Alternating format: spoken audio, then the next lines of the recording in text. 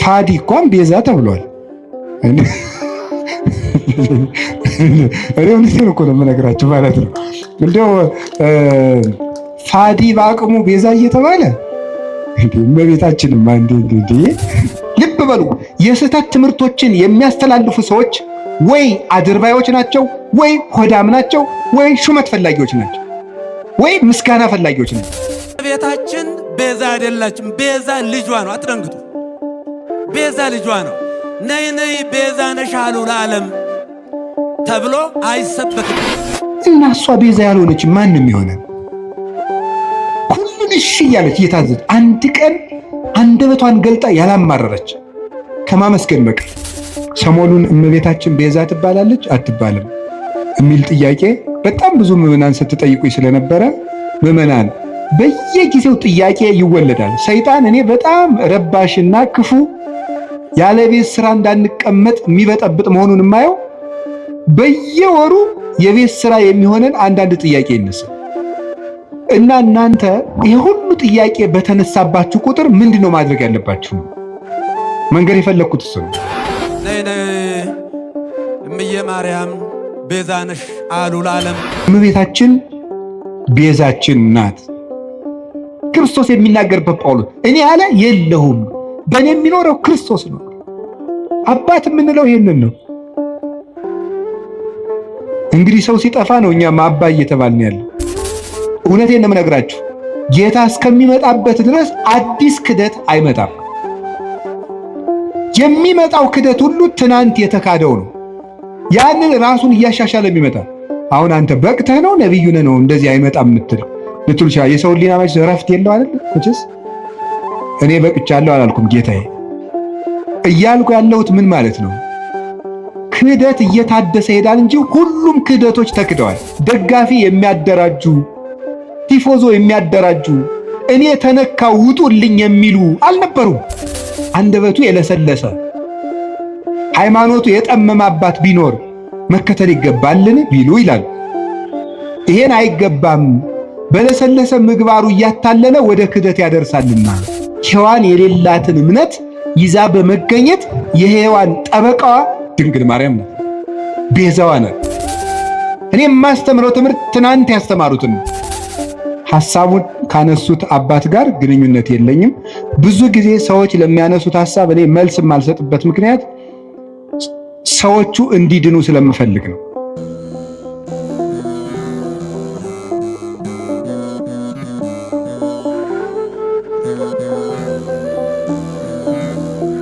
በስመ አብ ወወልድ ወመንፈስ ቅዱስ አሐዱ አምላክ።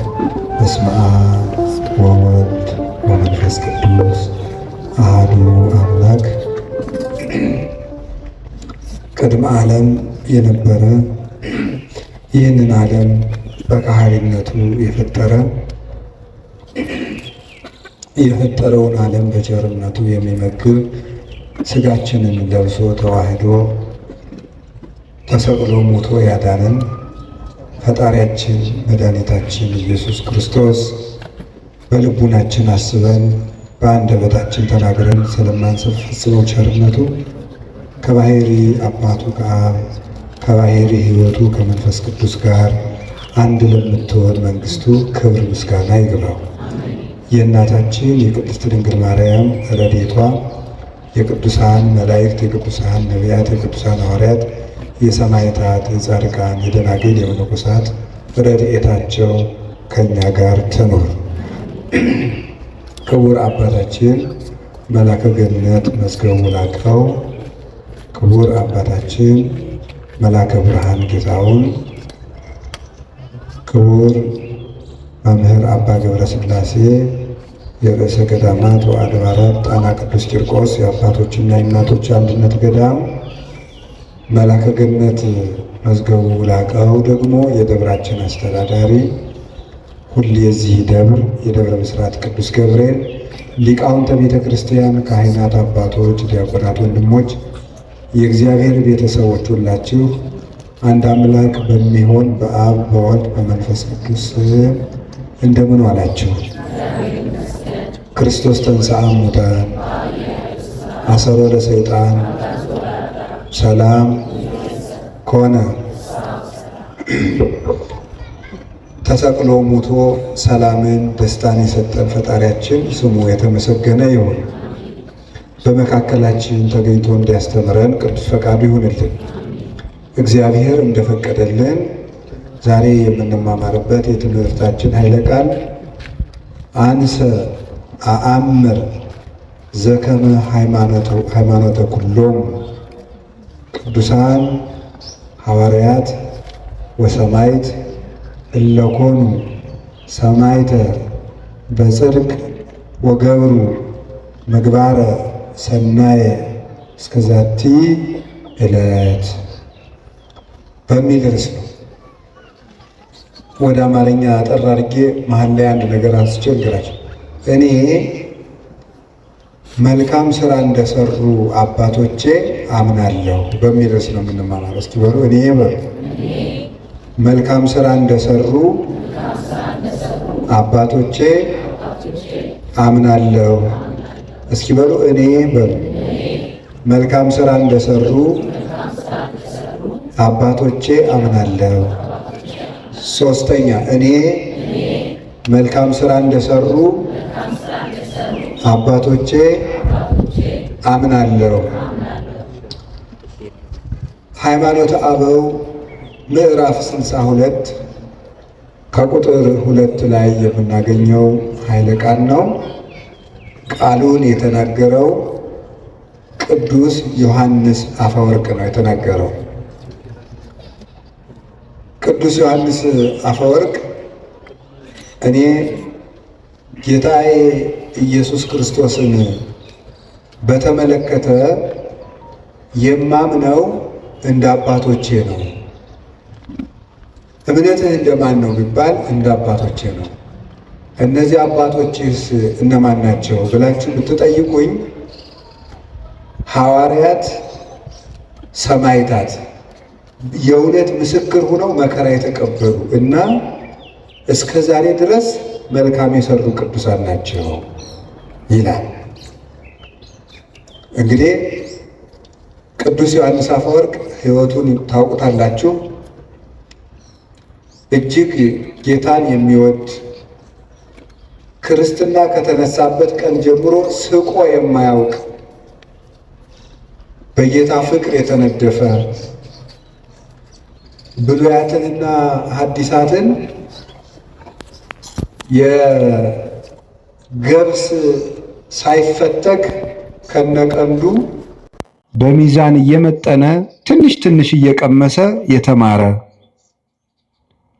በዋሻ በበዓት ተከቶ ብሉያትን ሐዲሳትን ከተማረ በኋላ ሲጸልይ አንተ አዲስ ዳንኤል ነህ ብለው ጴጥሮስና ጳውሎስ መጥተው የመሰከሩለት በራእይ አስተምር። ቅዱስ ጴጥሮስ መጥቶ ውጣና አስተምር፣ ለእኔ የተሰጠኝን ጌታ የሰጠኝን የመንግሥቱ ቁልፍ እንካ። ቅዱስ ዮሐንስ ወንጌላዊም ወንጌልን እየተረጎመለት ያስተማረ ከቅድስና የደረሰ ፍጹም አባት ነበረ። ነቢዩ ዳንኤል ሕልምን ለናቡከደነጾር ሕልሙን ሳይነግረው ተርጉሞለታል። የጠፋበትን ሕልም ትንቢተ ዳንኤል ላይ እንደምትመለከቱት ናቡከደነጾር ሕልም አይቶ ሲጠፋው ዳንኤል ሕልሙንም ትርጉሙንም ነግሮታል። ቅዱስ ዮሐንስ አፈወርቅ ደግሞ ንጉሱ በአንድ ርዕሰ ጉዳይ ይጨነቅ ነበርና የዚያን ጥያቄ መልስ ተርጉሞ ነግሮታል። የንጉሱ ጥያቄ ምንድን ነበረ?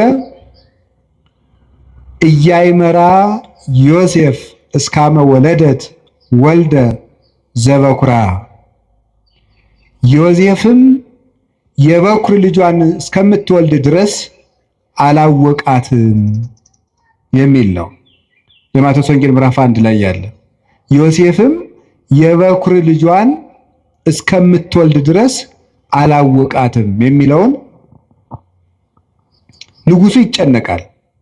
አወቀ በመጽሐፍ ቅዱስ እገሌ እገሊትን አወቃት ማለት ሴትና ወንድ አንድ በሚሆኑበት ግብር አንድ ሆኑ ማለት ነው።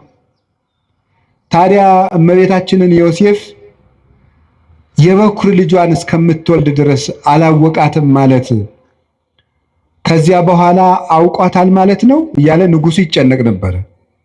ከዕለታት አንድ ቀን ንጉሱ ቴዎዶሲዮስ ጥያቄው መምህሩን ዮሐንስ አፈወርቅን ሲያገኝ ጥያቄው ይጠፋዋል። ሲሄድ ትዝ ይለዋል። ከዕለታት አንድ ቀን ተጫውተው ሲለያዩ መምህር አንተን ሳገኝ ጥያቄ ይጠፋኛል፣ ከሄድክ በኋላ ይረብሸኛል አለ። ምንድነው ጥያቄ? ጥያቄውን ነገረው። የበኩር ልጇን እስክትወልድ ድረስ አላወቃትም ማለት ከዚያ በኋላ አወቃት ማለት ነው አለው። አይ አይደለም፣ እስክትወልድ አላወቃትም የተባለበት ምክንያት እመቤታችን ጌታን የወለደች ዕለት 5 ነገሮችን አይቶ ዮሴፍ የአምላክ እናት መሆኗን ተረዳ ማለት ነው። እስከዚያ ድረስ ግን አላወቃትም። ቢነገረውም አምላክ ከዚያ በፊት ሰው ሆኖ ስለማያውቅ ዮሴፍ ያንን መረዳት የሚችልበት አቅም አላገኘም ነበረ። የልደት ዕለት ግን ሰብአ ሰገል መጥተው ሲገብሩ፣ እረኞች ሲያመሰግኑ፣ መላእክት ሲያመሰግኑ፣ ብርሃን በቤተልሔም ሲገለጥ፣ ኮከቡ በሁለት መንገድ እየተጓዘ ሲመጣ አይቶ ኮከቡ መጥቶ እመቤታችን ከወለደችበት ላይ መጥቶ ሲቆም አየ። ሰብአ ሰገል 3 ነገስታት መጥተው ሲገብሩለት አየ። ብርሃን ቤተልሔምን ሲሸፍናት አየ። እረኞች የሰማይ ምስጋና ተገልጦላቸው ሲያመሰግኑ አየ። መላእክት ከሰው ጋር ወርደው ሲያመሰግኑ አየ።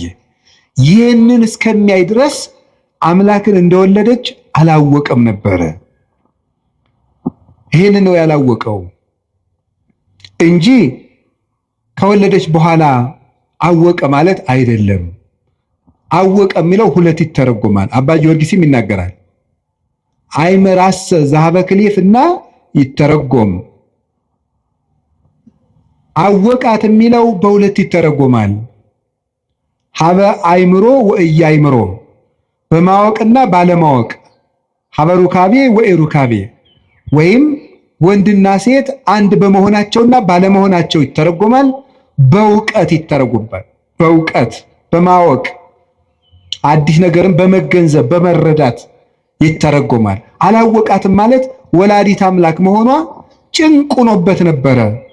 ስትወልድ ግን ተረጋገጠለት ማለት ነው። በዚያውም ላይ ፍጻሜ የሌለው እስከ ነው። ዳርቻ የሌለው እስከ። ይሄውም ይታወቅ ዘንድ በመጽሐፍ ቅዱስ ፍጻሜ ያለው እስከና ፍጻሜ የሌለው እስከ አለ። ለምሳሌ እስከ ዓመት ትብሉ ቡሩክ ዘይመጽእ በስመ እግዚአብሔር፣ በእግዚአብሔር ስም የሚመጣ የተባረከ ነው እስከምትሉ ድረስ ሲል እስከ ይናገራል። ከዳን እስከ ቤርሳቤ ሲል እስከ አለው ወሰን ያለው ነው።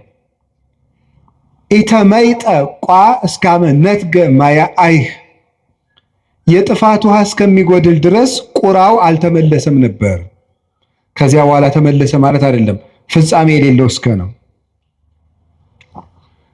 ኢወለደት ሜልኮል እስካመ ሞተት፣ ሜልኮል እስከምትሞት ድረስ አልወለደችም። ከወለደች በኋላ ከሞተች በኋላ ወለደች ማለት አይደለም። ፍጻሜ የሌለው ሰው እገሌ እስከሚሞት ድረስ ንስሐ አልገባም ቢባል ከሞተ በኋላ ንስሐ ገባ ማለት አይደለም። ይህ ፍጻሜ የሌለው እስካለ ይህንን ለመግለጥ ነው ብሎ ተረጎመል። ዳንኤል ለናቡከደነጾር የጠፋበትን ህልም እንደተረጎመለት አንተም የጠፋብኝን ጥያቄ ተርጉመህልኛል፣ አዲሱ ዳንኤል ነህ ብሎ የተናገረለት ከጀርባው የነበረችው የእመቤታችን ስዕልም ሰናየ ተናገርከ ዮሐንስ አፈወርቅ፣ ሰናየ ተናገርከ ዮሐንስ ልሳነ ወርቅ፣ አንደበትህ የጠራልህ ዮሐንስ ሆይ በጎ ተናግረሃል ብላ ስዕሊቱ አንደበት አውጥታ እስክትመሰክርለት ድረስ የደረሰባት ነበረ። ብሉያቱን ሐዲሳቱን ሲተረጉም የቅዱስ ጳውሎስን መልእክታት በሚተረጉምበት ጊዜ ቅዱስ ጳውሎስ ራሱ ተገልጾ እጁን ጭኖበት ይውል ነበር። በአካል በሚጽፍበት ጊዜ ቅዱስ ዮሐንስ አፈወርቅ ሹመት የማይወድ ፍጹም አባት ነው። ቅስና ሊሾም በተባለ ጊዜ ለጓደኛው ለባስልዮስ ሲነግረው እኔ ካህን መሆን አልፈልግም ማለት ቄሱን ሲባል ቅስና ለማምጣት ካህን መሆን አልፈልግም። ለምን? ሁለት ምክንያቶችን ቢያንስ ልንገራቸው። እሱ ከዘረዘራቸው ጌታ ቅዱስ ጴጥሮስን ከትንሣኤ በኋላ ተገልጦ የዮና ልጅ ስምዖን ሆይ ትወደኛለህ ወይ ካለው በኋላ ጌታ ሆይ እንድወድህ አንተ ታውቃለህ ባለው ጊዜ እኔን የምትወደኝ ከሆነ ለፍቅር ምልክት በጣም ብዙ ጊዜያትን ጹም፣ እኔን የምትወደኝ ከሆነ መሬት ላይ ተኛ አላለውም። ያለው በጎችን ጠብቅ ነው ይላል። ካህን መሆን ማለት የክርስቶስን በጎች መጠበቅ ነው። ለክርስቶስ የምናሳየው የመጨረሻው ፍቅርም በጎቹን መውደድና መጠበቅ ነው። እኔ ለዚህ አደራ የምበቃ ሰው አይደለሁም። በዚያውም ላይ አስበው የሚያድሩ በጎችን መጠበቅ አልችልም። ክርስቶስ የሞተላቸውን በጎች አስነጥቃለሁና ብሎ እምቢ ብሎ ተገዶ የተሾመ ሰው ነው። ዛሬው ደግሞ ተመልከቱ፣ ተገዶ እንኳን ከዚያ በላይ ያለውን ኤጲስቆጶስነት፣ ጳጳስነት፣ ፓትርያርክነት ሊመኘው ይቅርና ቅስና እንኳን አይገባኝም፣ እንዴት የክርስቶስን በጎች እኔ መጠበቅ እችላለሁ ብሎ ጵጵስና ደግሞ ከዚያ በላይ ያለ ዕዳ ነው። አባ መቃሪዎስ የሚባል አባት ጳጳስ ሆኖ ለእናቱ ሂዶ የው ጳጳሱኝ እናቴ አላት። እንዲሁ ነከማይህ ሙተ ተገንዘህ ባይ ይሻለኝ ነበር አለች። ለምን እናቴ ሲላት ቀድሞ የምትጠየቅ በራስህ ኃጢአት ብቻ ነበር፣ አሁን ግን በሕዝብ ኃጢአት ጭምር ትጠየቃለህ አለችው። ሰዎች አንረዳው። ቅዱስ ዮሐንስ አፈወርቅ እንዲህ አለ ርኅሩህ፣ ድሃ የሚወድ የድሆች ጠበቃ፣ የምጽዋት አባት፣ ፊት አይቶ የማያዳላ የፈለገው ሁሉ እንዲያገኘው በከተማው መሃል ፓትርያርክ ሆኖ ብቻውን ሲመላለስ የሚገኝ ለአንዲት ድሃ መሬት ብሎ የቤተ መንግስት ነገስታትን የሚገስጽ እውነተኛ የቤተ ክርስቲያን አባት፣ አንደበቱ የጠራለት ነገሩ የተከናወነለት ፍጹም አባት ነው። የቤተ ክርስቲያን ሽልማት ነው። በአማን አፈወርቅ በአማን አፈ ጳዝዮን ዘያሰረግዋ ለቤተ ክርስቲያን በምድር አሳቲሁ፣ ቤተ ክርስቲያንን በድርሰቶቹ የሚያስጌጣት የሚሸልማት እውነትም አፈ ዕንቁ አፈ ማር ነው ይለዋል አባ ጊዮርጊስ። መናፍቃንን የሚለያቸው ቆርጦ የሚጥላቸው አፈ መጥባይት፣ ለምእመናን በስብከቱ መራራውን ክህደት የሚያርቅላቸው አፈ ሶከር አፈ መዓር ነበር ይላል። ከቃሉ ጋር ናቸው። በጣም ፍጹም መምህር ነው ቅዱስ ዮሐንስ አፈወርቅ። እግዚአብሔርን መስሎ ያስተማረ እና እሱ ሲናገር ስለ እምነት ከጠየቃችሁኝ መከራ እንደተቀበሉ አባቶቼ መልካም እንደሰሩ አባቶቼ አምናለሁ አለ። ይሄው እሱም አባቶቹን መሰለ። እምነት ደብዳቤ ከሆነ ምግባር ደግሞ ማህተም ነው። አልቦ ዘያነጤኒ እስመ ማኅተመ ሥጋሁ ለክርስቶስ እጸውር በሥጋዬ። ቅዱስ ጳውሎስ ሲናገር ገላትያ ምዕራፍ 6 ላይ ሲናገር የክርስቶስን ማህተም በሥጋዬ ተሸክሜያለሁና ማንም አያድክመኝ ይላል። የክርስቶስ ማህተም ያለው በክርስቶስ ስም መከራ መቀበል ነው። በክርስቶስ ስም ያመኑ ለዘመኑም ቅርብ የነበሩ በሱ ሕግ ጸንተው ምግባር የሰሩ ለምግባራቸውም መከራ የተቀበሉ እነዚህ እውነተኛ መምህራን እነዚህ ናቸው አለ። እሱም እንደዚህ አድርጎ ነው ያስተማረን። እየተሰደደ እየተገረፈ እየራበው እየጠማው ነው ያስተማረን። እንደዚህ ያሉ መምህራንን እምነት እንደነሱ ነው ማምነው፣ እንደቀደሙት መከራ እንደተቀበሉት እንደተመቻቸው አይደለም፣ እስከ ሕይወታቸው ፍጻሜ በጎ እንደሰሩት እግዚአብሔርን በመከራ ውስጥ ሆነው እንዳዩት እንደነዚያ አምናለሁ። ሌሎችም አባቶች ተባብረውበታል። በብሉይም በሐዲስም የተቀመጠ ነው ይሄ። አሁን ይሄንን ርዕስ የመረጥኩት ወድጄ አይደለም።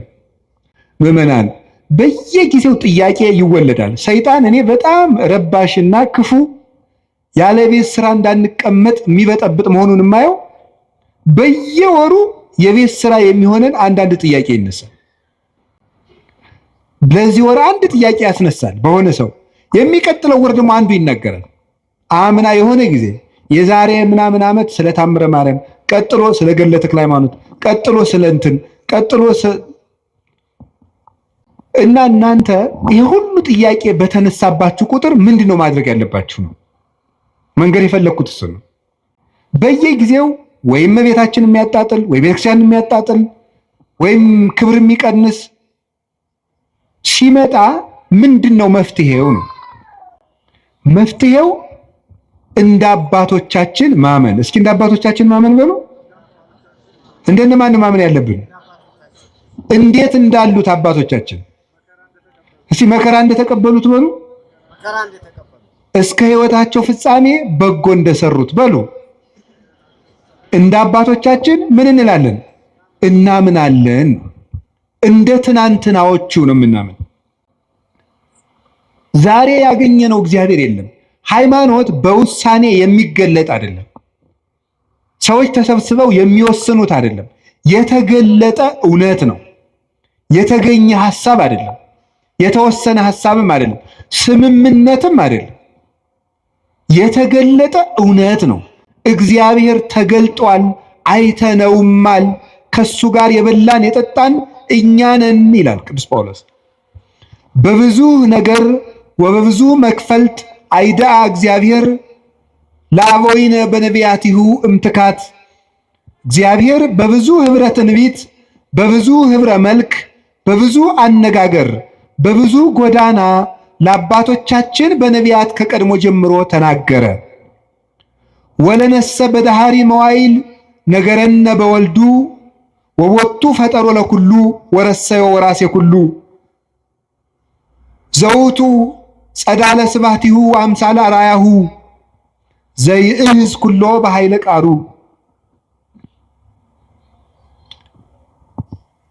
ምን ይላል? ለኛ ግን በመጨረሻው ዘመን ዓለምን በቃልነቱ ከዊን በፈጠረበት ባህሪውን ባህሪ አድርጎ ሁሉን ወራሽ በሆነ የአብ ባህሪ ባህሪው በሆነ የአብ የክብሩ ጸዳል በሆነ አምሳለ አራያሁ በመልክ የሚመስለው በባህሪ የሚተካከለው ዘይዝ ኩሎ በኃይለ ቃሉ ሁሉን በእጁ በያዘ በአንድ ልጁ ተናገረን ይላል። በአንድ ልጁ ተናገረን። እሱም ወለሊሁ ገብረ በአካለ ህላዌሁ በዘያነጽ ኃጣዊነ።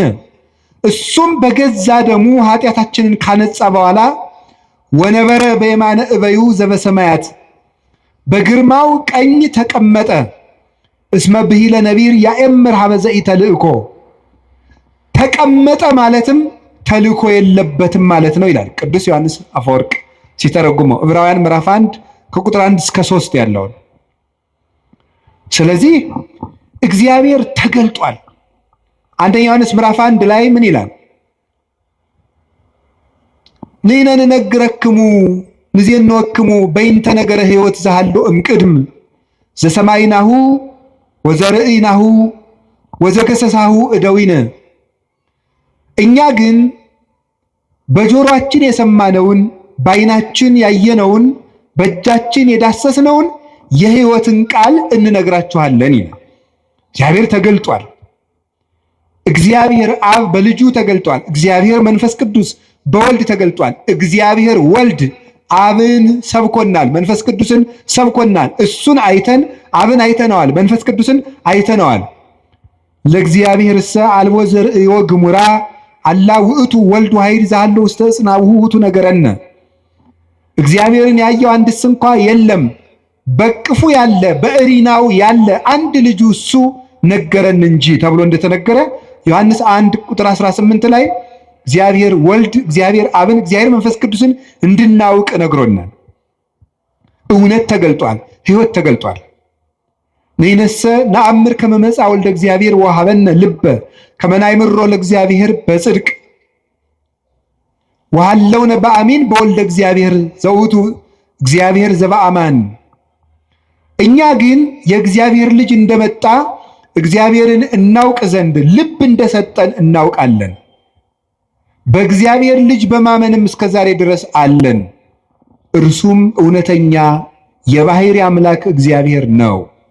አንደኛ ዮሐንስ ምዕራፍ 5 ቁጥር 20 ላይ እግዚአብሔር ወልድ ተገልጧል። ያንን የተገለጠውን እውነት ነው የምንኖረው። ሃይማኖት ወስነን አናውቅም። ሃይማኖትን ተስማምተን አልሰራንም። ሃይማኖትን ፈልገን አልተገኘንም። ሃይማኖት ተገልጦልን ያዝ ነው። ከዚህ በኋላ ሌላ መምህር አይመጣም። የመምህራን ማህተም ኢየሱስ ክርስቶስ ነው። መምህራችን ኢየሱስ ክርስቶስ ሆይ ሲባል በቅዳሴ አልሰማችሁም? የመምህራን ራስ የመምህራን ማህተም እሱ ነው። ሰው ሁሉ ቢያስተምር ወደ ክርስቶስ ለመድረስ ነው። ሌላ ትምህርትም የለም።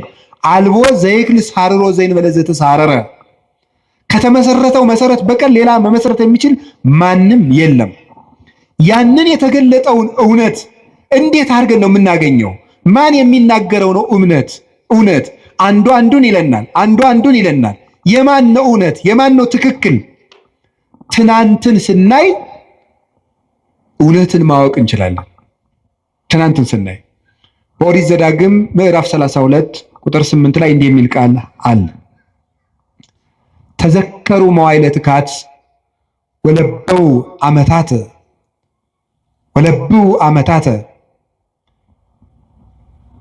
ተዘከሩ መዋዕለ ትካት፣ ያለፈውን ዘመን የቀደመውን ዘመን አስቡ። ወዓመታተ ወለብው ዓመታተ፣ የቀድሞዎችንም ዓመታትንም አስተውሉ። ተሰአሎ ላቡከ ወይነግረከ፣ አባትህን ጠይቀው ይነግርሃል። ወለሊቃውንቲከ ይዜንውከ፣ ሊቃውንትንም ጠይቃቸው ያስተምሩሃል። የቀደመውን ዘመን እስራኤል ሆይ አስብ ይላል። እንደ ትናንት ነው የምንኖረው። እግዚአብሔር የትናንትና አምላክ ነው። ዛሬ እኛ ፈልገን ያገኘነው አይደለም። ስለዚህ በትናንትናው መሰረት ላይ ቁመን ስንፈትሸው ሁሉ ገለባ እየሆነ እየቀለለ እናገኘዋለን። ግድ የላችሁ ምዕመናን፣ ከባድ ጭንቅ ክደት ለቤተክርስቲያን እንግዲህ የሚመጣ ክደት የለም። የትናንትናው ነው እየታደሰ ብቅ የሚል አንዳንድ ቀን ትናንትና ናሪዎስ የተካዱት እነ ንስጥሮስ የካዱ ሌሎች ያሉት ነው የሚመጡት። ሌላ አይመጣም። ለትናንትናው ክደት የትናንትናው ክደት ዛሬ የሚመጣ ከሆነ መድኃኒቱ ምንድን ነው? የትናንትናውን መልስ ማወቅ ለዛሬው ክደት መድኃኒት ነው። የዛሬው ክደት ነገ የሚመጣ ከሆነ የዛሬውን መልስ ማወቅ ለነገው ክደት መድኃኒት ነው። እውነቴን ነው የምነግራችሁ። ጌታ እስከሚመጣበት ድረስ አዲስ ክደት አይመጣም። የሚመጣው ክደት ሁሉ ትናንት የተካደው ነው። ያንን ራሱን እያሻሻለ የሚመጣ አሁን አንተ በቅተህ ነው ነቢዩ ነህ ነው እንደዚህ አይመጣም የምትል ልትሉ ይችላል። የሰው ሊና መች እረፍት የለው አይደል? መቼስ እኔ በቅቻለሁ አላልኩም ጌታዬ። እያልኩ ያለሁት ምን ማለት ነው? ክህደት እየታደሰ ይሄዳል እንጂ ሁሉም ክህደቶች ተክደዋል። እግዚአብሔር የለም ከተባለ ተብሎ ነበር። ድንግል ማርያም እንዲህ ናት ተብሎ ማለት ከሆነ ተብሎ ነበር። ትናንት የተባለ ሁሉም ተብሏል። ያ ግን ዘመናትን ትውልዱ ረስቶታል ተብሎ ሲታሰብ ይቆይና ሰይጣን ብቅ ያደርገዋል። የዚያን ጊዜ ሆ ብለን እንደነግጣለን። ግን አዲስ ነገር የለም። እንዳትታወቁ ከፈለጋችሁ ትናንትን እወቁት። እግዚአብሔር በኦሪት ዘዳግም እስራኤል ታሪክህን እወቅ ነር። ታሪክህን እወቅ እንዳትጠፋ። የትናንትናውን ዘመን ጠይቅ። ማን ነው የምትጠይቅ? አባቶችህን ጠይቃቸው ይነግሩሃል አለ። በምግባር የወለዱትን በተግባር የወለዱትን ላመኑት እምነት በተግባር የኖሩትን የትናንትናዎችን አባቶች ጠይቁ። ሊቃውንትን ጠይቃቸው ይነግሯል። የትናንትናዎችን ሊቃውንት ባልኩ እንግዲህ እኔን ማለት አይደለም፣ ወይም ገሌን ማለት ወይ አባ ገሌን አይደለም፣ ወይ መጋቢ ሐዲስ ገሌን እያልኩ አይደለም። የትናንትናዎችን ሊቃውንት ከሕይወታቸው ጋር የኖሩትን ጠይቋቸው።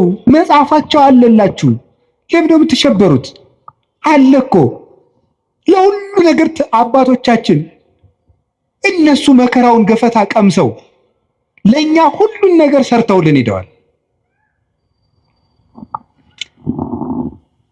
ቅዱስ ጳውሎስስ ምን አለን? ጌታ በመኃልየ ዘሰሎሞን ደግሞ የተናገረውን ንገራቸው። እመሰ ኢያእመርኪ ሰናይት እማንስት፣ አንቺ ከሴቶች ሁሉ ያማርሽ ሆይ ራስሽ ማወቅ ከተሳነሽ አንቺ ራስሽ ካላወቅሽ የኔ መንገድ ከጠፋሽ ፀይ ውስተ ሰኮና ሆሙ ለመሬት፣ የመንጋዎችን ሰኮና ተከትለሽ ውጪ አለ። የመንጋዎችን ተከተለ። ወራእይ ማፃ አይጣሊኪ ውስተ አይጻዳት የሆሙ ለኖሎት፣ አንቺ ከሴቶች ይልቅ ያማርሽ የሚላት ማን ነው? የክርስቲያን ነፍስ ነው። ስለ ሴት አይደለም እያወራሁ ያለሁት። ከሴቶች ሁሉ ያማርሽ የክርስቲያን ነፍስ ሆይ አለ። ለጊዜው ለእስራኤል ነው እንደሚላቸው። አንቺ ራስሽ የኔን መንገድና ትክክለኛውን የእምነት ዕውቀት ማወቅ ካቃተሽ ፀይ ውስተ ሰኮና ሆሙ ለመሬት፣ የመንጋዎችን ሰኮና ተከትለሽ ውጪ አለ። የኔ መንጋ የነበሩትን ለነሱ የነቢያትን ነው፣ ለኛስ የሐዋርያትን የሐዋርያውያን አበውን የሰማይታትን የሊቃውን የነሱን ሰኮና ተከትለ ስትመጣ እውነተኛውን ጎዳና ታገኘዋለህ። ወራእይ ማሐሳ ጣሊኪ ውስተ አይጻዳት የሆሙ ለኖሎት፣ የፍየል ግልገሎችሽንም በረኞቹ ድንኳን አጠገብ አሰማሪያቸው ማለት ልጆችሽን በነቢያት ጉባኤ፣ በሐዋርያት ጉባኤ፣ በሊቃውንት ጉባኤ፣ በጉባኤያቸው ዳርቻ አውያቸው ይላል። ዳርዳሩን የሚሮጥ የፍየል ግልገል ለቀበሮ ሆኖ መቅረቱ አይቀርም። ከእረኞቹ ድንኳን ያራቀ ግልገል ግን ማንም አይነጥቀውም። ድንኳኑ አልተፈታም፣ ጉባኤ ቤት አልተፈታም። እኛ እንደ እኔ ለራሴ የሌሎችን መምህራን አላውቅም። እኔ ለራሴ የአባቶቼ ሕይወት የለኝም፣ የአባቶቼ ትምህርት ግን አለኝ።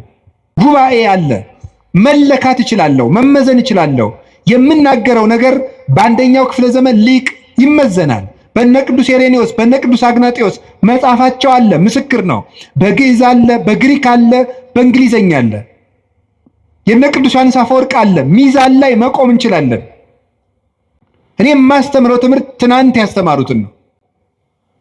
ይህንን ሰው አባቶቻችን እኛ ላይ እምነት ካጣችሁ ትናንትን ፈልጉ። የእውነቴን ነው። ፍልስጤማውያን ትቢያ የሚደፉበትን የአብርሃምን ጉድጓድ መፈለግ ይገባል። እንደ አባታችን እንደ ይስሐቅ ሲቆፍር አባቶች ሲደፍኑበት መጨረሻ የአብርሃምን ውሃ አገኘው። ይህ በእውነተኛው የሐዋርያዊ ምንጭ ላይ ትቢያ የሚነሰንሱበት ፍልስጤማውያን ናቸው። የእግዚአብሔር ወገን ያልሆኑ መናፍቃን ማለት ነው። አንተ ግን ጉድጓድን እስከምታገኘው ድረስ ቆፍር። ትናንት ሂዱ። የቅዱስ ሄሬኔዎስን መጽሐፍ እስኪ አንብቡት። እስኪ መጽሐፍ እኮ አለላችሁ፣ ሞልቶላችኋል። ኤጌኔስ ዳይሬሲስ የሚል መጽሐፍ አሁን አለላችሁ። አንብቡት እስኪ ሂዱና። በእንግሊዘኛ አለ፣ ተምረናል ትላላችሁ። እስኪ አንብቡ ሂዱና። እመቤታችን ምን እንደሚላት ጌታ ምን እንደሚለው ሂዱና አንብቡት። የነ ቅዱስ አግናጤዎስን መጽሐፍ ይሁት አለላችሁ። አይ ቁጭ ብሎ እኮ ነው እንዴ መጽሐፍ ቅዱስን እነሱ መጽሐፍ ቅዱስ ከጠቀስክ እኮ መጽሐፍ ቅዱስ የሰበሰበው ሊቅ ትምህርት ማመን አለብህ። የትናንትና ዋኖች አሉን እኛ መሰረት የሆኑ ዋኖችን በጉባኤ ኒቂያ ዋና የነበሩት እነ ቅዱስ አትናቴዎስ፣ በጉባኤ ቆስጥንጥንያ ዋና የነበሩት እነ ቅዱስ ጢሞቴዎስ፣ በጉባኤ ኤፌሶን ዋና የነበሩት እነ ቅዱስ ቄርሎስ፣ እነ ቅዱስ ዮሐንስ አፈወርቅ፣ እነ ቅዱስ ሳዊሮስ ዘስሙናይን፣ እነ ቅዱስ ሳዊሮስ ዘአንጾኪያ አሉ። የትናንትናዎቹ በየርዕሰ ጉዳዩ አሉላችሁ። የሚያበጥሯት እመቤታችን የባህሪያችን መመኪያችን፣ ትምክህታችን፣ ምልክታችን እንደሆነች ንስጥሮስን ጳጳሱን ቁጭ አድርጎ የሰበከው የቅዱስ ጵሮቅለስ ትምህርት ወይም የቅዱስ ኤራቅሊስ ትምህርት አለላችሁ። በእንግሊዘኛ አለ፣ በግዕዝ አለ፣ በአማርኛ አለ። አሁን የምናገረው ራሱ አልዋሽም አለ። የአባቶቻችን ትምህርት ግን የሌለ እንዳይመስላችሁ። ሰይጣን ሊረብሻችሁ ይችላል። መልስ ታጡ በጊዜው መልስ የሌለ ሊያስመስልባችሁ ይችላል። እኔ አሁን በየጊዜው ይህንን ርዕሰ ጉዳይ እያልኩ አይደለም መልስ የምሰጣችሁ። ለአጠቃላይ ለሚነሳ ስህተት ቀድማ ቤተክርስቲያኒቱ ይዛው ከቆየችው ትምህርት ያፈነገጠ ሲመጣ እናንተ ወደ ትናንት ዘወር ማለት ነው። ስለዚህ የእግዚአብሔርን ቃል የነገሯችሁን ዋኖቻችሁን አስቡ። ዕብራውያን 13:7 እንዳትረሱ። ዋኖቻችሁን አስቡ። ችግር ሲገጥማችሁ ዋኖቻችሁን አስቡ። ዋና መሰረቶቻችን እንዴት ነው ዋኖቻችን የምናውቀው? እንዘትርእዩ ሰናየ ግዕዞሙ፣ መልካሙን ስራቸውን እያያችሁ ምሰሏቸዋል። መልካሙን ስራቸውን እያያችሁ ምሰሏቸው። ለእምነታቸው የኖሩ ናቸው። እምነት ሲከብዳቸው፣ ተግባር ሲከብዳቸው በእምነት ያመካኙ አይደሉም። ክርስቶስን ለመውደዳቸው ምግባር መስራት ሲያቅታቸው ክርስቶስ ስለሚወደኝ ምግባር አያስፈልገኝም የሚሉ ለስጋቸው ጠበቃ የቆሙ አይደሉም። ራሳቸውን ዘንግተው ለክርስቶስ የኖሩ ልክ ቅዱስ ጳውሎስ ገላትያ ምዕራፍ 2 ቁጥር 20 ላይ አንሰ ይሃሎኩ ወበሕይወተ ክርስቶስ ሃሎኩ፣ እኔ አሁን ሕያው ሁኜ የለውም በእኔ የሚኖረው ክርስቶስ ነው ይላል። እኔ በሕይወት የለውም በእኔ የሚኖረው ክርስቶስ ነው ይላል ቅዱስ ጳውሎስ። ራሳቸውን ትተውት ጨርሰውት ክርስቶስ በእነሱ የሚኖርባቸው የክርስቶስ ሰሌዳ የሆኑ ቴዎዶስዮስ ዘአንጾኪያ የሚባል ሊቅ ጳውሎስ ዘይትናገር ቦቱ ክርስቶስ፣ ክርስቶስ የሚናገርበት ጳውሎስ ይለዋል። ክርስቶስ የሚናገርበት ጳውሎስ እኔ ያለ የለሁም በእኔ የሚኖረው ክርስቶስ ነው። አባት የምንለው ይህንን ነው። እንግዲህ ሰው ሲጠፋ ነው እኛም አባ እየተባልን ያለው። አባት የምንላቸው እነዚህን ነው።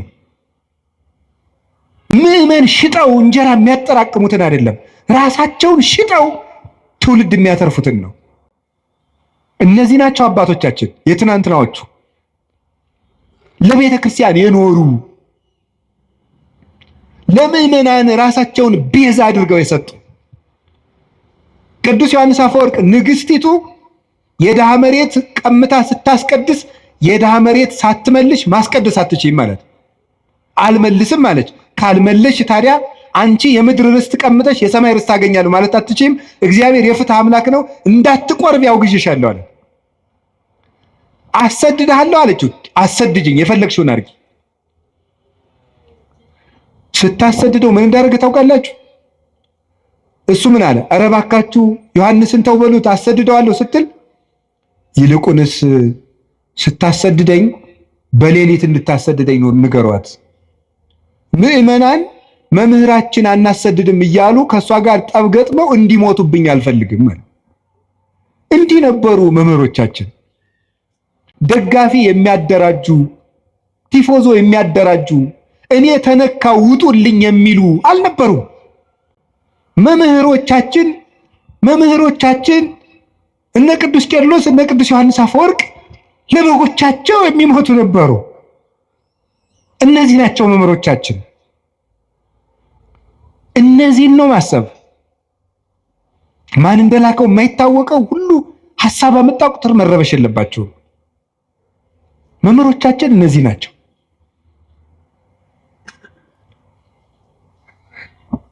መልካሙ ስራቸው ምስክራቸው ነው። ቅዱስ ቄርሎስ ደግሞ እንዲህ አለ። ሃይማኖተ አበው ምዕራፍ 78 ቁጥር 2 ላይ ንሕነሰ በይንተ ስርዓተ መድኃኒነ ነአምን ከመ እምነተ አበዊነ ቅዱሳን፣ እኛስ ስለ ጌታችን ስለ መድኃኒታችን ስለ ኢየሱስ ክርስቶስ ተዋሕዶ ንጹሐን ክቡራን እንደሆኑ እንደ አባቶቻችን እናምናለን። ንሕነሰ ንተሉ እምነት አበዊነ ቅዱሳን ዘእንበለ ተወላውሎ። እኛ ግን ንጹሐን ክቡራን የሚሆኑ የአባቶቻችንን ሃይማኖት ቀኝም ግራም ሳንል እንከተላለን። እስመ ሶበ አንበብነ መጻሕፍተ እልክቱ ሰራይነ አልባቢነ። የእነሱን መጽሐፍ በተመለከትን ጊዜ ልቡናችንን ወስነን ገተን ይዘነዋልና። የእነሱ መጽሐፍ ማሰሪያችን ነው፣ የልቡናችን ማህተም ነው። ልቡናችን በአባቶቻችን መጽሐፍ አርፏል ይላል ቅዱስ ቄርሎስ። ወኢናብ ካላ ሃይማኖት ዲበ ሃይማኖት ርትዕት፣ በቀናች ሃይማኖታችን ላይ ሌላ ነገር አንጨምርበት። እንዴት? የቀና ጎዳና እንሄዳለንና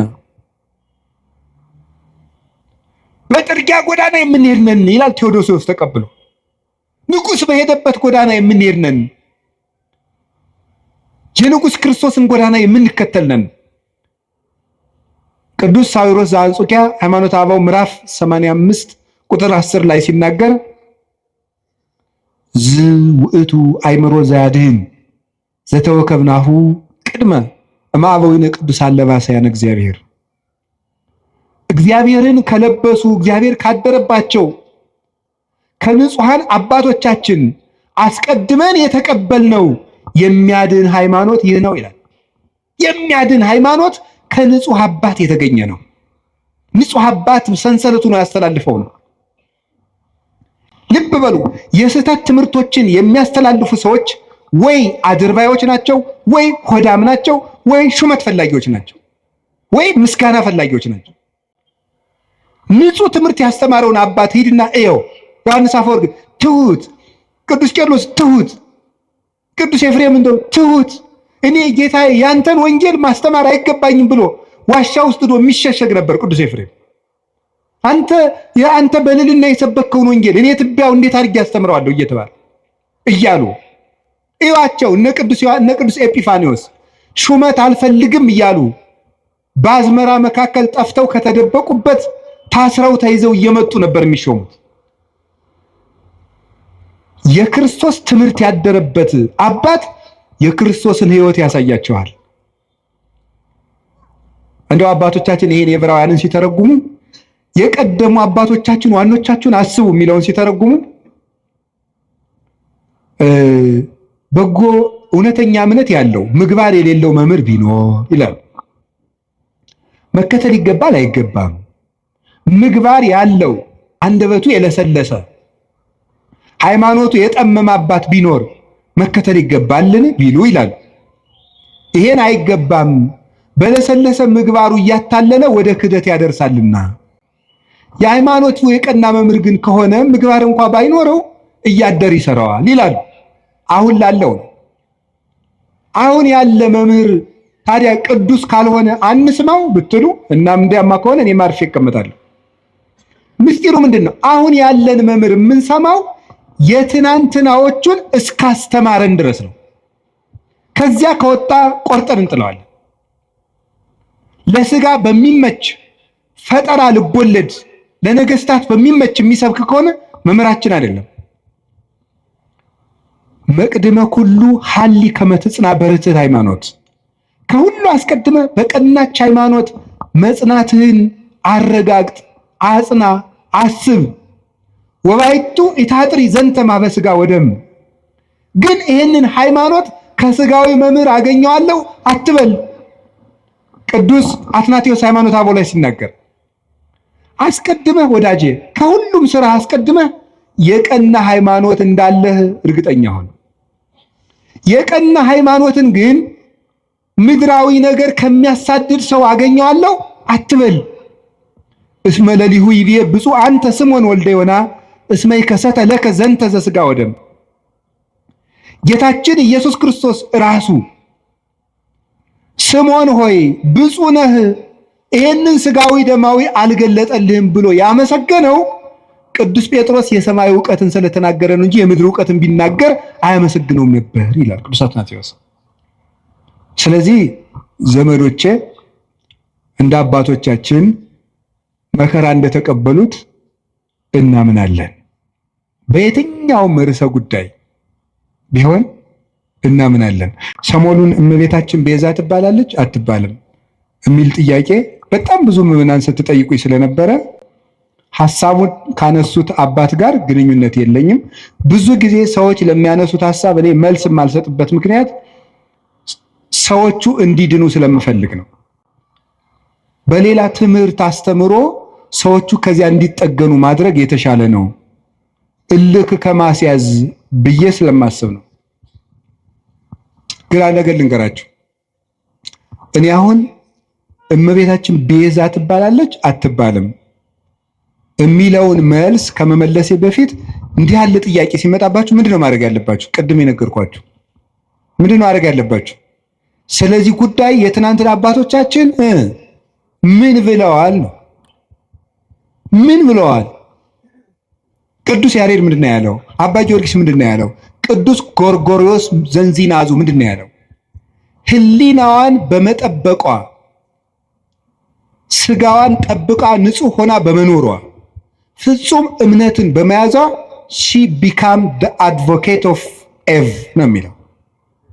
ከእንግሊዘኛው ቀጥታ ስለወሰድኩት የሔዋን ጠበቃዋ ቤዛዋ ሆነቻት ነው የሚለው ቅዱስ ጎርጎርዮስ ዘንዚናዙ። ታዲያ ምንድነው ማድረግ የፈለጋችሁ ይባል? ሄዳችሁ ትናንትን ማየት ነው። ይባላል አይባልም? ሐሳብ ሲገጥማችሁ ምን ተብሏል? እስኪ መምህር አባቶች ምን ብለዋል በዚህ ጉዳይ ላይ? ኑረውበታል እኮ። ግን እንደው ሐሳብ ይሄ ልነግራችሁ ፈልጌ ነው። እኔ አንድ ገጠመኝ ልንገራችሁ። ሰሞኑን ኢየሩሳሌም ነበርኩኝ እና እመቤታችን ቤዛ ትባላለች አትባልም የሚለው እዚህ በጣም ብዙ እየተምታታ ስለሆነ ብዙ ሰው ስለዚህ ጉዳይ መልስ ስጠን ምናምን እያለ ቴክስትም ያደርግልኛል። ዝም ብዬ ቁጭ ብዬ ስል ጋይድ የሚያደርገን ሰው ጀሚር ይባላል እና ጀሚር ሲሄድ ልጁን ተካልን። ልጁ ፋዲ ይባላል። አሁን ሰበሰብኩት አይደል? ፋዲ ይባላል እና እኔ መተዋወቅ ሰውን ስሙን መጠየቅ ደስ ይለኛል። ማን ነው ስምህ ስለው ፋዲ አለኝ። አረብኛ ነው። ፋዲ ማለት ምን ማለት ነው ስለው ቤዛ ማለት ነው አለኝ። እኔ በጣም ነው የገረመኝ። እና ፋዲ እንኳን ቤዛ ተብሏል። እኔ እውነቱን እኮ ነው የምነግራቸው ማለት ነው። እንደው ፋዲ በአቅሙ ቤዛ እየተባለ በቤታችንም አንዴ እና እኔ በጣም በየቀኑ ፋዲን ባገኘሁት ቁጥር በጣም ሲገርምና አብራራልኝ አልኩት። የምሬንም ነግራችሁ ውሸቴን አይደለም። 2-3 መምህራን ጋር ፋዲን አስታውቀዋለሁ ከነ ትርጉሙ በእንግሊዘኛ እንዲተረጉምልን እያደረግኩ እና ፋዲ ምን ማለት ነው ግን ቤዛ ስለው ራስን እንደ ክርስቶስ ለሌላው አሳልፎ መስጠት ማለት ነው። ቤዛ ማለት እንደዚህ ያለ ማን ነው? ፋዲ በሉ እንጂ እንደዚህ ብሎ ራሱ የነገረኝ ማን እንደሆነ ታውቃላችሁ? ፋዲ ነው። እና በጣም ገርሞኝ እግዚአብሔር እንዴት ነው የሚያስተምረው? በጣም ነው የገረመኝ። ስለዚህ ጉዳይ ዝም ማለት ነበር የፈለግኩኝ። አንደኛ ማንም ሰው ትልቅ ሰው የሚሆን ትንሽ ሰው ይስታል፣ ወደ መንገዱ እንዲመጥ ገማረው እንጂ እልክ ይዞት እንዲጠፋ እኔ አልፈልግም። እግዚአብሔር በሚያውቀው ዝም ማለት ፈልጌ ሳለ ፋዲ እንደዚህ አለኝ። እናም ከዛ እኔ ለዚህ የስሙ ትርጓሜ ዮሐንስ ወንጌልን ነገርኩት። አልቦ ፍቅር ዘይአቢ እምዝ ፍቅር ከመብሲ ዘይሜጡ ቤዛ ነፍሰ ቢጹ ራሱን ለባልንጀራው አሳልፎ ከሚሰጥ በቀር ከዚህ የሚበልጥ ፍቅር የለም አለ። ራሱን ለባልንጀራው አሳልፎ የሚሰጥ ከዚህ የሚበልጥ ፍቅር የለም። ይህንን በእንግሊዘኛ ስልኬ ላይ መጽሐፍ ቅዱስ አውጥቼ አስነበብኩት። ፋዲም ፎቶ አንስቶ አረብኛ መጽሐፍ ቅዱስ ላይ አነበዋለሁ ብሎ ሄደ እላቸዋለሁ። እና በጣም ብዙ ሊቃውንት ትምህርት ሲሰጡበት ስለከረሙ እመቤታችን ቤዛችን ናት። ቤዛችንም የሆነችው ምን በማድረግ እንደሆነ 1-3 ሐሳብ ብቻ ልንገራችሁ። በጣም የሚያስደንቁ ጉዳዮች። ቤዛ ማለት ምን ማለት ነው? ምትክ፣ ለውጥ፣ መጽሐፌን አንብቡት ማስታወቂያ እየሰራው ሊሆንብኝ ብሎ ነው እንጂ እኔ አሐቲ ድንግል የምትባለው መጽሐፌ ላይ አንድ ምዕራፍ 6 ላይ ቤዛዊት ዓለም ብዬ ጽፌያለሁ። ማንበብ የእናንተ ድርሻ ነው አይደለ? ጉዳዩ ከመነሳቱ በፊት ይሄ ጉዳይ እኔ ወደዚህ ጉዳይ አልመጣሁም። ቀድሜ ግን ሐሳቡን ጽፌያለሁ በዚህ ጉዳይ ላይ እና ቤዛ ምትክ፣ ለውጥ፣ ጥብቅና፣ ጠበቃ መሆን፣ መዋጀት፣ አዳኝነት፣ መታደግ እንደማለት ነው። ለጌዛ ቤዛ ሲባል የራሱ ትርጉም አለው። ብዙ ሊቃውንት ብዙ ስላሉበት እዚህ ጉዳይ ብዙ ማለት አልፈልግም። እመቤታችን ቤዛ ስንላት ከጌታ ጋር አስተካክለን ሳይሆን ለውጥ ማለት ነው። ምንድነው ለውጥ? ከመጀመሪያይቱ ሴት የጎደሉ ነገሮች ነበሩ። ያንን በዚያችኛይቱ ሴት ምትክ ይዛ በመገኘት ነው ቤዛ የሆነችው። የሔዋን ለውጥ በመሆን የመጀመሪያው እናታችን ሔዋን እምነት ጎድሏት ነበር። ምንድን ያልኳችሁ ንገሩኝ እንጂ እምነት ይጎላት ነበር። እምነት ይጎላት ነበር። ምንድነው እምነቱ? ለመበላይክሙ እንትኮ በለሰ ሞተ ትመውቱ፣ ይህንን ዕፀ በለስ ስትበሉ ትሞታላችሁ። ማነው እንደዚህ ያለው? እግዚአብሔር። ሰይጣን መጣና ይህንን በለስ ስትበሉ ምን ትሆናላችሁ? አምላክ ትሆናላችሁ። አሁን ሔዋን ይህንን ስታምን የእግዚአብሔርን ቃል ካደች ማለት ነው። ስለዚህ እናታችን ሔዋን ምን ጎደላት? እምነት ጎደላት። እግዚአብሔርን ተጠራጠረችው። አይ ሊሆን አይችልም ብላ ዲያብሎስን አመነች፣ እግዚአብሔርን ካደችው። በተግባር ካደች ማለት የእግዚአብሔርን ቃል ተጠራጠረች።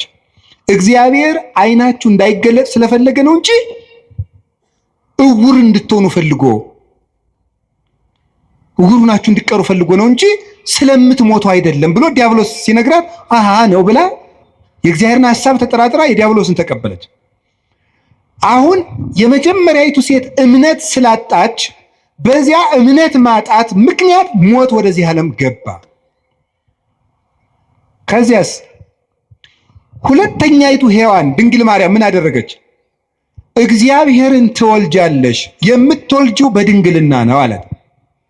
ይሄ ነገር እንዴት ነው ሊሆን የሚችለው ብላ ጠየቀች። እኔ ወንድ አላውቅም። ቅዱስ ጎርጎርዮስ ዘንዚናዙ ይህን ሲተረጎመው ወንድ አላውቅም ማለት እስከ ጭራሹ ከወንድ ጋር የመኖር ሐሳብ የለኝም ማለቷ ነው ይላል። ሌሎችም ቅዱስ አትናቴዎስ፣ ቅዱስ ቄርሎስ ተርጉመውታል። ሶስቱም እስከ ፍጻሜው ድረስ ሕሊና የራሱ የታተመ ነው ማለቷ ነበረ። ታዲያ ምን አለ? ለእግዚአብሔር የሚሳነው ነገር የለም ማለት ነው። ለእግዚአብሔር የሚሳነው ነገር የለም። ተወልጃለሽ፣ እንደ ቃልህ ይደረግልኝ። ልብ በሉ። ዛሬ አምላክ ሰው ከሆነ በኋላ ሰዎች ሁሉ እንዴት አምላክ ይሆናል እያሉ ማመን አቅቷቸዋል፣ ታምር ከተደረገ በኋላ። ድንግል ማርያም ግን ሆኖ የማያውቅን ምስጢር ለመጀመሪያ ጊዜ ያመነችው የመጀመሪያይቱ ምእመን ናት። የመጀመሪያይቱ አማኝ ሆኖ የማያውቅን ምስጢር። እስራኤል ባህር ቢሸገሩ አይደንቅም። ይሄ ኖህ በውሃ ላይ ሲንሳፈፍ ስለተነገረ እናውቀው የለም። ደመና ከሰማይ ህብስት ቢያወርድ አይደንቀንም። ይሄ እግዚአብሔር መጋቢ ነው፣ ባዶዋን መሬት እንድታበቅል አድርጓታልና። ፈርዖን ቢሰጥም እሱም አይደንቀንም። እግዚአብሔር ጠላትን ማጥፋቱና መግደሉ መቅጣቱ የታወቀ ነው። የሚደንቀን ግን ድንግል እንደሆነች መጽነሷ፣ ድንግል ከወለደች በኋላ ድንግል መሆኗ፣ ሴት አምላክን ወልዷ መታቀፏ ግሩም ነው። ይሄ አይኑ መንክር ዘይደሉ ከመናንክር። እንደው ልናደንቅ የሚገባን እንደው ድንቅ ታምር ምንድን ነው ይላል ቅዱስ ኤራቅሊስ ሃይማኖተ አበው ምዕራፍ 49 ቁጥር 5 ላይ ሲናገር ልናደንቀው የሚገባን ድንቅ ነገር ምንድን ነው? ሰማይኑ ዘአዝነመ ህብስተ፣ ሰማይ ዝናምን ያዘነመ ሰማይ ነው የሚደንቅህ። ወሚመ አምላክ ዘለብሰ ሥጋ፣ ወይስ ሰው የሆነ አምላክ ይደንቅሃል? በትርኑ ባሕርኑ ዘተከፍለ ከመያንሶሱ ውስቴቱ እስራኤል እንዲሻገሩበት የተከፈለ ባህር ይደንቃልን? ወሚመ ድንግል ዘወለደት ዘእንበለ ዘር ወምድር ወለደት ተረክበ ማኅተመ ድንግልናሃ። የተከፈለው ባህር ያስደንቅሃል ወይስ ያለ ዘር የጸነሰች ያለ ወንድ ዘር የወለደች ከወለደች በኋላ ድንግልናዋ ታትማ የምትኖር ሴት ትደንቅሃለች? አንተ አይሁዳዊ ለመትብለኒ ምን ትውቱ ታምራት ዘተገብረ በኀቤክሙ፣ በእናንተ ዘንድ የተደረገ ታምራት ምንድን ነው? እስኪ ታምር ንገረኝ። ክርስቲያኖች የምትመኩበት ምን ታምራላችሁ የምትለይ ከሆነ ምን ትውቱ ጽንስ ዘእንበለ ዘር ወወሊድ ዘእንበለ መወልዲት ወምድረ ወለደት ተረክበ ማኅተመ ድንግልና። አንተ ያለ ዘር መጽነስ ምንድን ነው? ከወለደች በኋላ ድንግል መሆን ምንድን ነው? ኮኩኒ ዛንቃ ማየ ውሃ ያፈለቀ አለት ይደንቅሃልን? ወሚመ መስቀል ዘቀደሰ ዓለም፣ ወይስ ዓለምን የቀደሰ መስቀል ይደንቅሃል? ምን ትውቱ ስርቀተ ስብሐተ እግዚአብሔር፣ የእግዚአብሔር ብርሃን በቤተልሔም መገለጡ ምንድን ነው? ስብሐተ ኖሎት የእረኞች ምስጋና ምንድን ነው? ወውረተ ኮከብ በክሌፍና ኮከቡ ከሰው መሃል እየተሰወረ ብቻውን እየተገለጠ መሄዱ ምንድን ነው? ሐዊር በውስተ ባሕር እንዘ ይርህስ ሀገሪሁ፣ እግሮቹ ሳይረጡበት በባህር ላይ መራመድ ምንድን ነው? ሐዊረ አንካሳን የአንካሶች መሮጥ ምንድን ነው? የሙታን መነሳት ምንድን ነው? ተገሰጽ እምዝንቱ ታምር ወስግድ ለዘተሰቅለ። ይህን ታምር አይተህ አንተ ሰው ተገሰጽ፣ ተማር፣ ለተሰቀለው አምላክም ስገድ ይላል። ታምር ይሏቸዋል የድንግል ማርያም ማኅፀን። ይህን የሚደንቀን ሁኖ የማያውቅን ነገር ያመነች ብፅዕት ኤልሳቤጥም እንዲህ ነበር ያለቻት፣ ብፅዕት አንቲ እንተ ተአምኒ ከመ ይከውን ቃል ዘነገሩኪ፣ ከእግዚአብሔር ተልከው የነገሩሽ ቃል እንደሚሆን የምታምኝ አንቺ ብፅዕት ነሽ። ያመንሽ አንቺ ብፅዕት ነሽ። ሔዋን የሌላትን እምነት ይዛ በመገኘት የሔዋን ጠበቃዋ ድንግል ማርያም ናት፣ ቤዛዋ ናት። አንድ ሁለተኛስ ድንግል ማርያም ይዛው የተገኘችው አንድ ድንቅ ነገር አለ። እሱ ምን እንደሆነ ታውቃላችሁ? ትህትና ይባላል። ሔዋን ምን አደረገች መስላችሁ? አምላክነትን ነው የተመኘችው አይደል? በለስን ስትበላ አምላክነትን መመኘት የትዕቢት የመጨረሻው ነው። ድንግል ማርያም ከዛሳ ሊቃውንት ተረጉሙናሉ መስላችሁ? ትህትና ዘይት ነው፣ መንፈስ ቅዱስ ወይም የመንፈስ ቅዱስ ጸጋ መብራት ነው ይላሉ። ዘይቱ ሲያልቅ መብራቱ ምን ይላል? ይጠፋል። ትህትና ከሰው ሰውነት ሲጠፋ መንፈስ ቅዱስ ከሰው ምን ይላል? ይርቃል።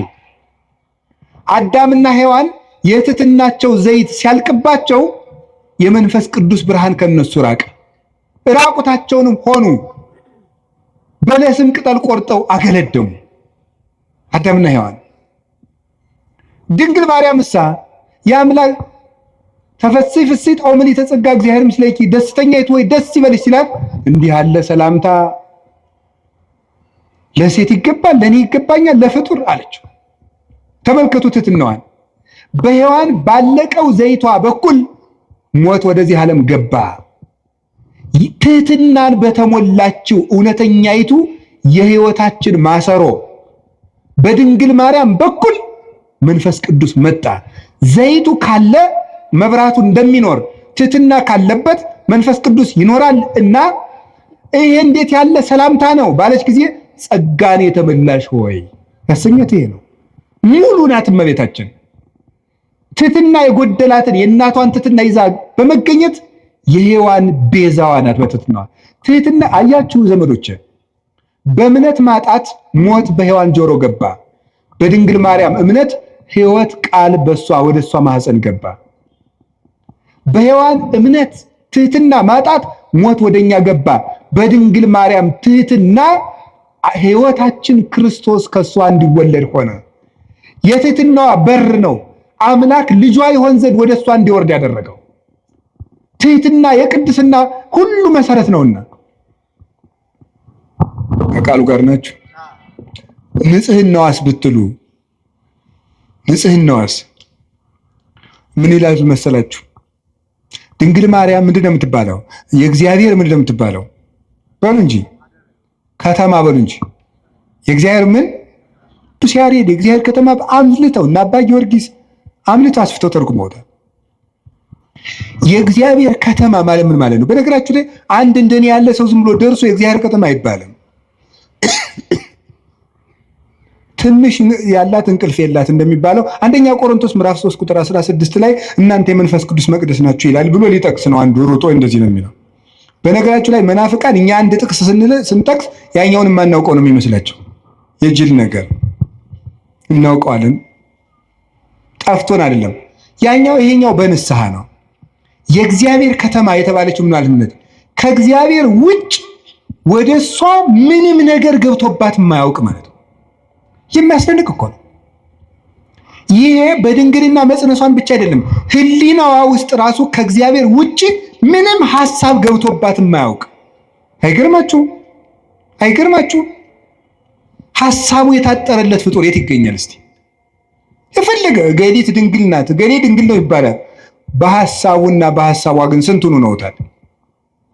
በሐሳባችን ስንቱን በድለናል። ድንግል ማርያም ግን ሐሳቧ የታጠረ ቅዱስ አትናቴዎስ የገለጣት መንበር የምትገልጠው እሷን ነው።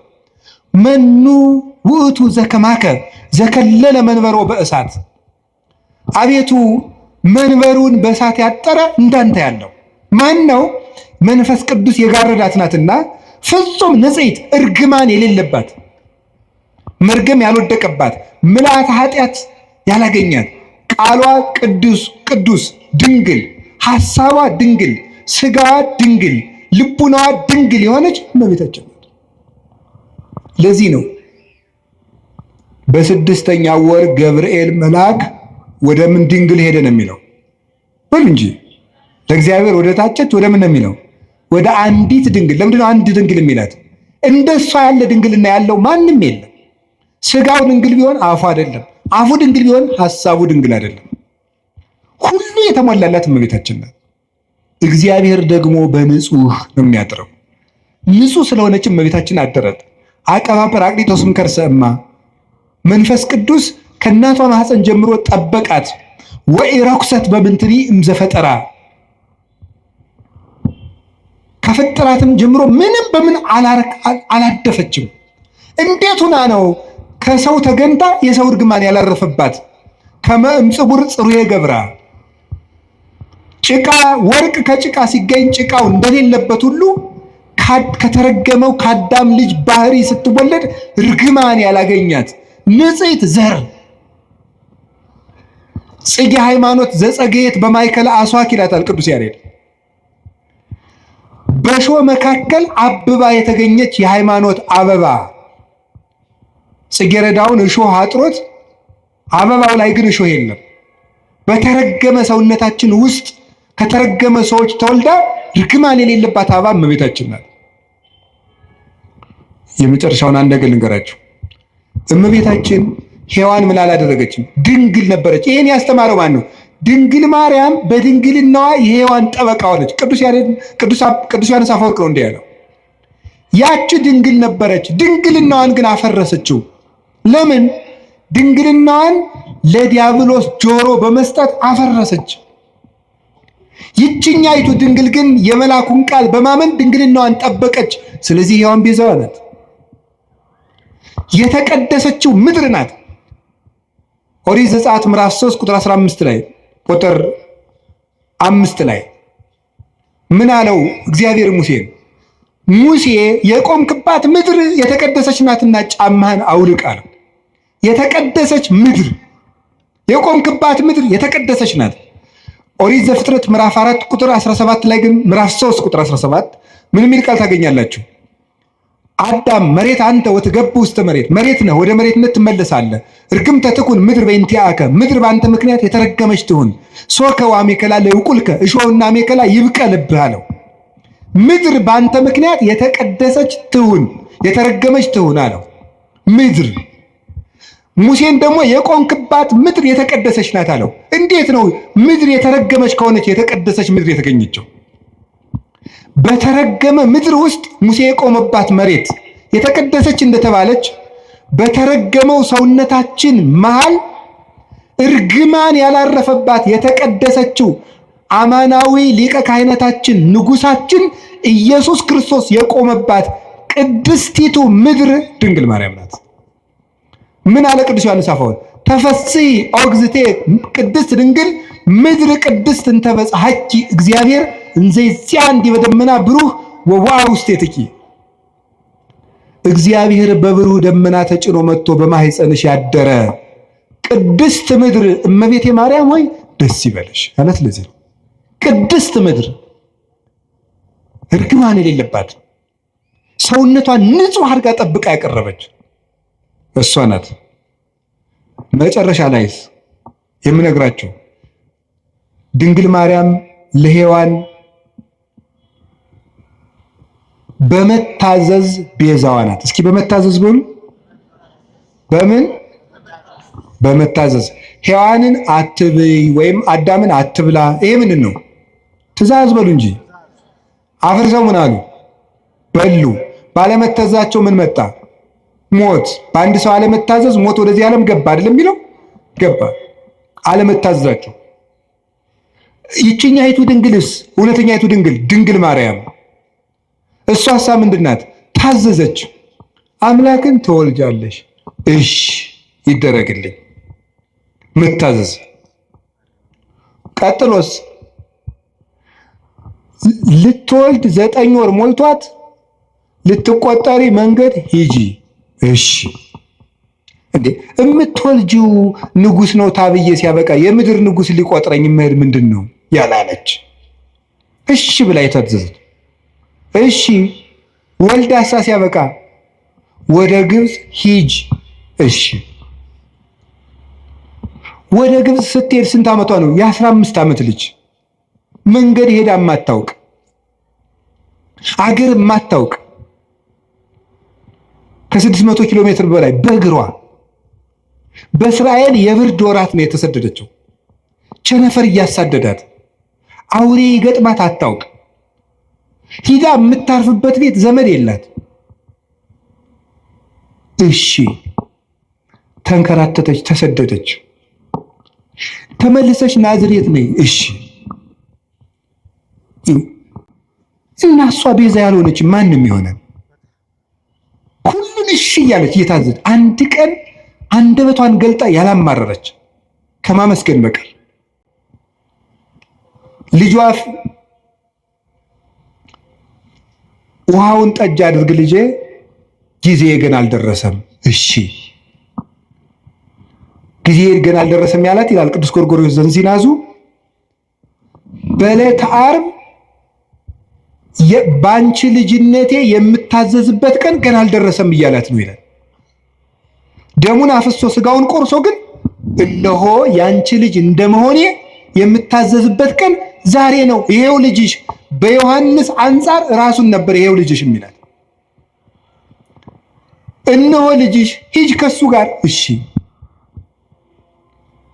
እንደ ድንግል ማርያም ያለ ታዛዥ በምድር የለም። እግዚአብሔር የሚፈልገው ምንድን ነው? የሚወደኝ ቢኖር ቃሌን ይጠብቃል። ቃሉን በመጠበቅ ለሔዋን ቤዛ ሆና አምላክ እንዲያድርባት የአምላክ እናት ለመሆን የበቃች እመቤታችን ቅድስት ድንግል ማርያም ነው።